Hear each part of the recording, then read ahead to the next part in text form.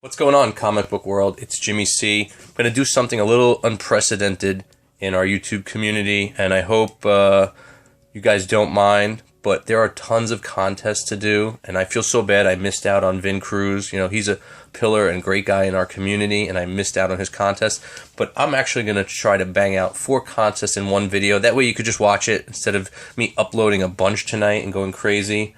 So we're doing Manta comics, we're doing McMenamin, we're doing Marrant, and we're doing Cloudedjourney. You know me, I'm pretty succinct and to the point, so I'm going to try to keep this definitely under 20 minutes. So I just go fast naturally, so excuse me. But let's kick it off with Manta comics, 1, 2, 3. This guy, I'm so glad he came back. You know, he's a young guy. It's funny, you can hear the voice, and like puberty hit him because his voice got deeper after he took a break from comics. I hope I'm not embarrassing him, but he has a great collection and great comic knowledge for such a young guy, and I'm glad that he's back in the mix. First question, Batman Adventures 12 or Werewolf 32?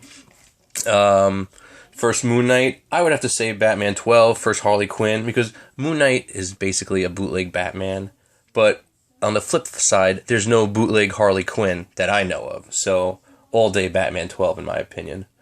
Marvel, DC, overall Marvel Comics kicks butt, but recently I've been reading more DC lately. I just have to catch up on the Marvel, but I've been enjoying Future's End and Injustice Gods Among Us. I've really been loving these two. I like the what if type scenario, alternate realities of like what if stuff can happen, because it's cool, and like if someone dies, they're not really dead, and it's not a big thing. It's just a creative way writers can express themselves. So I'm really enjoying that. Movies wise, hands down, it's Marvel. Batman is really the only one. I didn't care for Superman. Like, he just breaks his neck. Basically, they're both Supermen. Like, he could just break his neck. Doesn't he have a super neck and he can withstand it? I don't know. But TV-wise, you know, DC's got it taken over. And animation, I think they're both good. You know, animation's animation. I never see like a DC or Marvel cartoon and say, wow, that animation sucks. Overpriced book. I really had to think about this because there's so many, and I'm like trying to think of like one that really sums it up. I think Taskmaster first appearance and cameo of Taskmaster. Well, first Taskmaster, where he's on the cover. This should be like a $15 book tops, $20 on an off day. But like, I didn't pick it up when it was $8, and now it's like $40, $50. I see it at shows, and I'm like, what the hell? Like, what's going on? He's a cool character and all, but like, that's way too much money, I think. Making videos a year from now, I think I will. Coming up on my 1-year anniversary in April, and you know, I don't see any signs of stopping. I've been overloading, as you guys know, OD, and I'm going to try to take it easy, especially I'm getting married at the end of the year. But books, alright, I'll show some books now. Here's a couple. I really like this book. You know, I just got it recently. First Trickster, got it at a great price. What else? Books like I really enjoy. This Daredevil #8. This isn't such high grade. This is my nicest Silver Age book.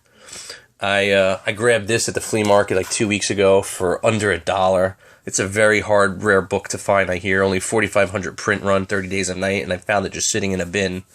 I couldn't believe it.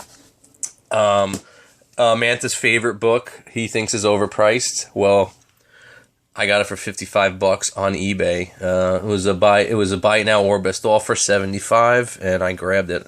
It's really nice condition, except the chip up there. You know, it's old and faded, but $55, you know, considering what this book goes for, that's a steal.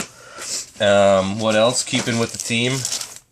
What's better than having one Hawkman? Probably having 2 Hawkmen. I think this guy is an undervalued guy. This is an undervalued book. Same thing with Submariner, and like, if Aquaman takes off, Submariner's the next one. So these are books that are like Silver Age, nice books. You can be getting it really cheap. Anyway, what's the last one he had?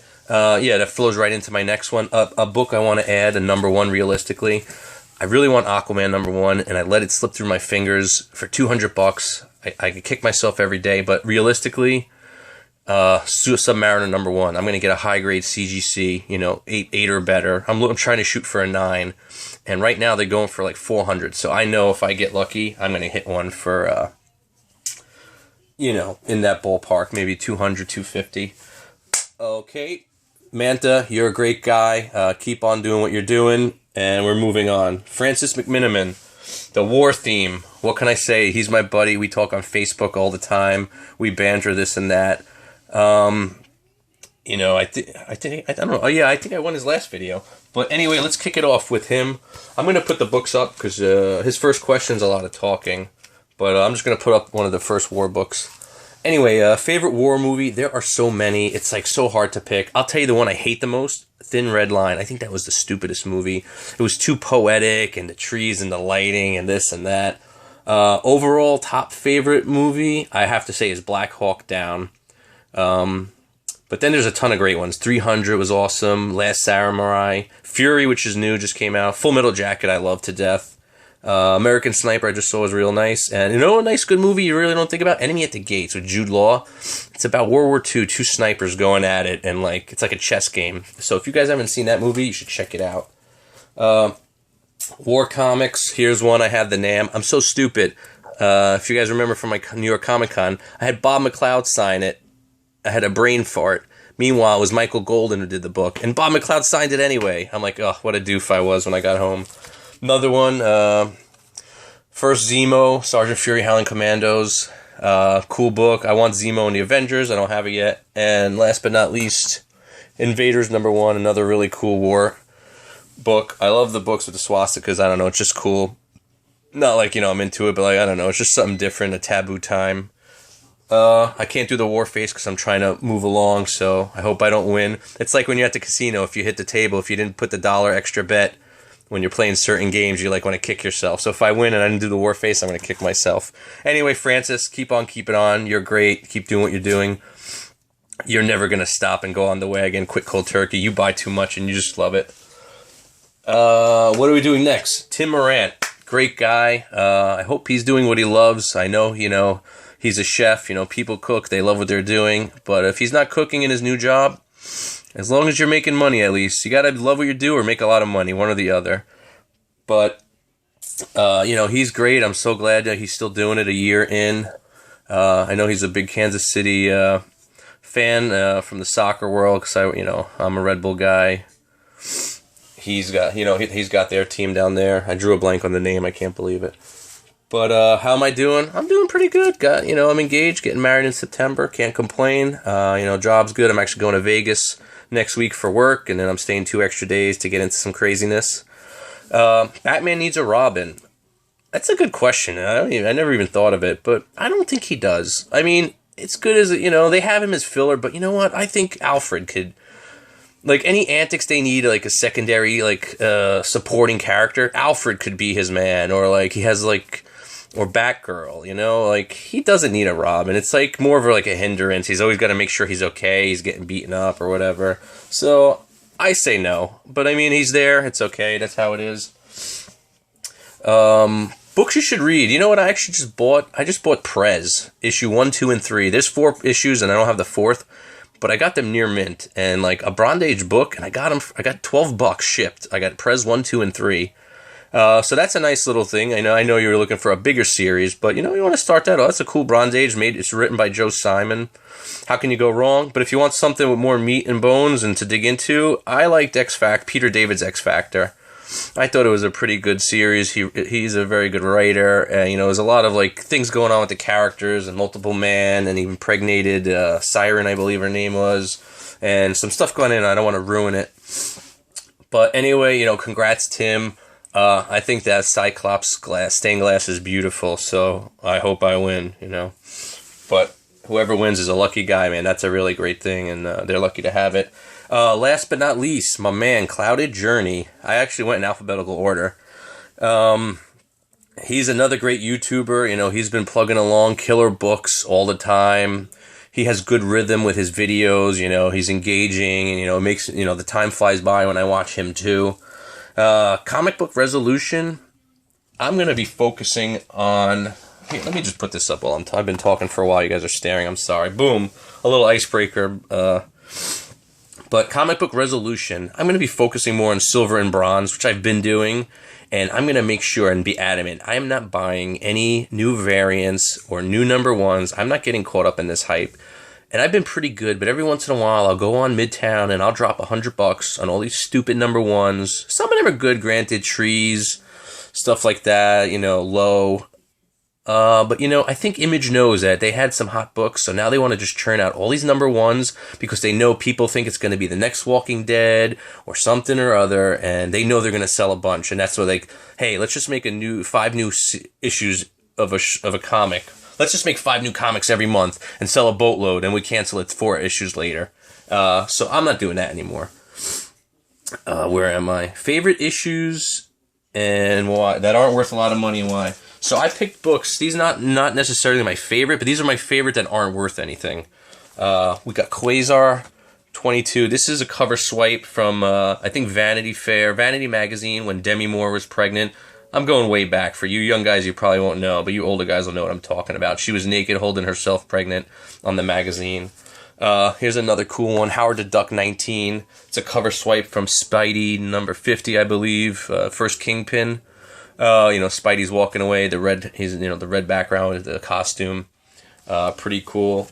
This is not really undervalued, but this is the first appearance of Tombstone. I think he's a great character, underutilized, and I think a good writer on Spider-Man could get into so much, develop, I don't know if that's what's happening because I haven't been up on my Amazing Spider-Man, but I think they should have a huge storyline with the Mafia and the Underworld, Hammerhead, Tombstone, Silvermane if he's still around, and that should be a long story arc involving Spider-Man somehow, and really develop and flesh out these guys. I think it would be great.